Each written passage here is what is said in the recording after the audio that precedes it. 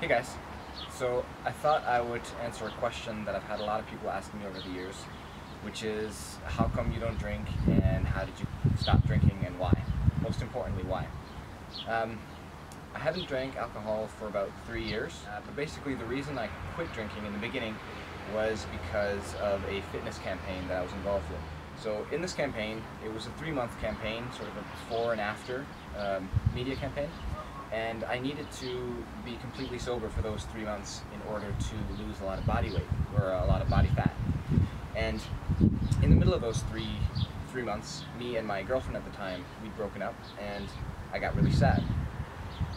And what I did was I went out with my friends and I got hammered, and that made me miss an appointment that I had the next day to be on in a documentary. And that really made me think, shit, like I don't want to miss opportunities like this. This is irresponsible. There must be a logical way that I can get out of this, you know, despite everyone I know, you know, being a normal drinker. And so that's basically what I did. I Googled on Amazon, you know, how to quit drinking, and I saw a bunch of books, and I saw one book in particular called How to Control Alcohol by Carr. Now, if you don't know Alan Carr, he is a pretty famous British psychiatrist or psychologist now. The first major book that he wrote was called The Easyway to Quit Smoking, which I'd read several years prior, and which has gotten me to quit cigarettes.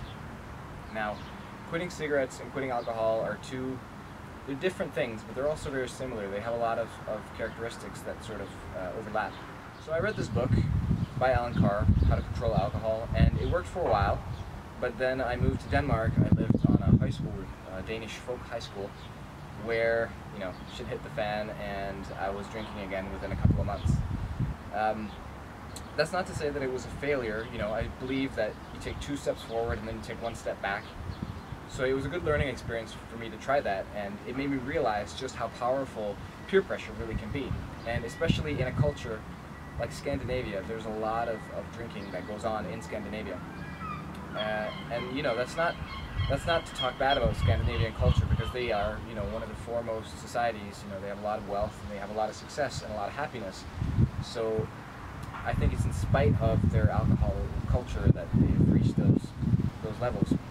Alan Carr, you know, he was 70 or 80 by the time he wrote this book, and it was a little bit hard for me to relate to him as an author, because, you know, he'd talk about meeting up with his friends on the golf course and having drinks there, and it was a little bit hard for me to relate to that. So I read another book called Kick the Drink Easily by Jason Vale, which is a very similar book, has a lot of the same concepts. Jason Vale is actually he's an apprentice of Alan Carr. And basically what this book says, it has a couple of bold claims. I'm not going to give too much away, because if you're interested in this, I'd rather you read the book yourself, because it is sort of like a self-hypnosis book where you read it and they really go through all the myths and debunk them, so that by the end of it you're just sort of left not wanting to drink. My philosophy is that it's not that you can't stop drinking, it's that you want to drink. So if you remove the motivation to want to drink, then it's not a problem for you anymore. The basic premise of the book is that it comes down to fear.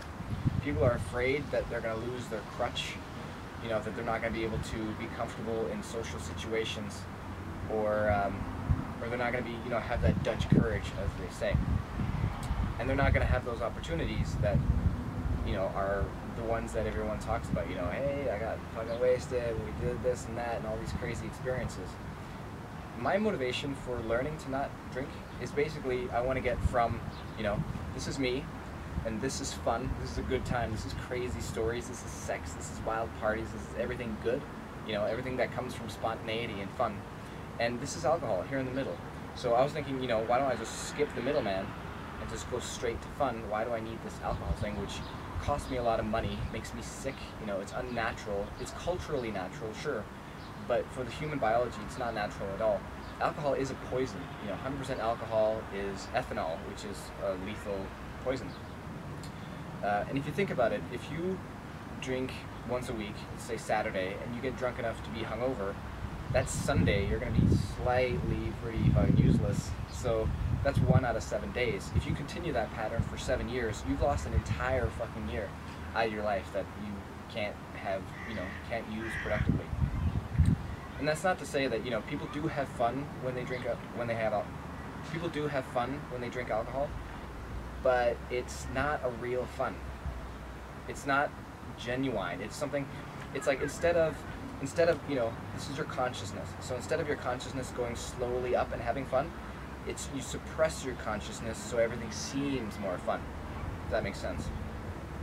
So basically what I wanted to do was to heighten my own consciousness slowly. It takes a lot of work and it takes a long time. But slowly rise my consciousness so that I don't become dependent on something external to bring me to that level. Sometimes I do envy people who drink. I do see the benefits. It is a quick fix. People who go out and they drink alcohol, boom, they're in state, they're in flow, and they have fun pretty much right away. Whereas I have to work for it. I have to think of things, proactively do things to have fun. I've collected and built up a set of skills and tools that I use to entertain myself. Hey, cat. When people lower their consciousness in order to heighten their fun, their perception of fun, it has long-term ramifications.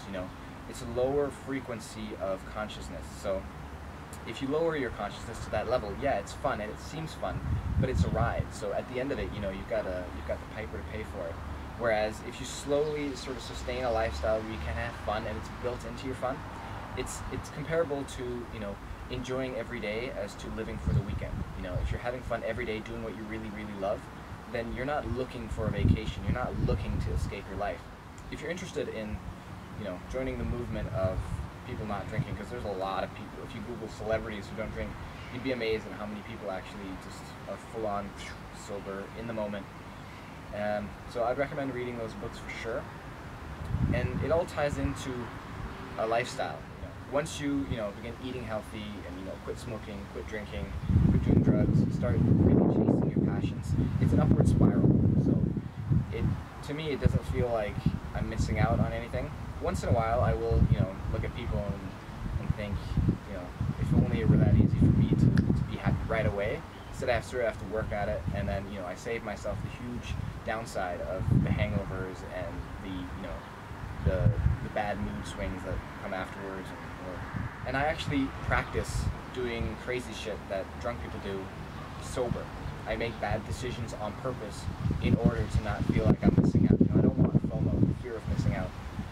That's one of my biggest fears. So every day I try to do something scary, and I do it sober. I've had threesomes where I've been sober, and I've gone and danced half naked in nightclubs in New York City, sober. Everyone thinks I'm on drugs. Everyone comes up to me and asks me if I have Molly or what I'm willing to sell them Molly or if I'm just wasted. But I'm not. And I look at this as an investment.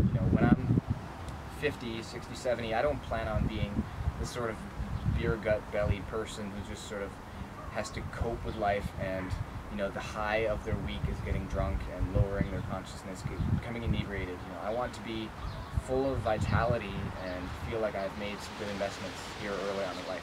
So I highly recommend it. But it's a free country. I encourage my friends to drink, because I think they're more entertaining for me. It's fine up to a point. After a point, they get annoying. So just one more point I wanted to make about this is I walked past the place I used to work. It was a bar here in Tórshavn, and I saw one of the old drunkards who used to come in there, and I remember they'd tap on the window sort of every morning at 11 asking to get in, and they'd always usually order a little shot of vodka or something and a big beer. That was sort of their go-to. And it's funny, I haven't been back in about a year and a half, and I saw one of the old regulars there, and it was amazing how old he looked compared to back then. It's only been a year and a half, but he looked, say, 45 when I left, and now he looks 55, 60. It's crazy. So it's nice to have sort of reminders like that about why, what it actually does to us. And alcoholism is a terrible thing, and I do think that it's something that starts early on. The books that I mentioned earlier, they actually have some pretty controversial views on alcoholism, where they claim that it's not actually a disease. It's not real. People who take heroin nobody goes around saying that they're heroinaholics and that they were born with a degenerative disease that is, you know, they're predisposed to taking heroin. It's simply because 98% of the population or whatever drinks alcohol, it's more rationalizing their own usage of alcohol, saying that, you know, they control it, when these books really claim that there is no such thing as alcohol control, and they're just trying to shift the blame from the substance, which is not changing, to the person. So instead of blaming the substance, which they themselves use, they blame the person so that they can justify their own use. It's definitely a dicey subject, and it's just my opinion. Chill out. Yeah, cheers.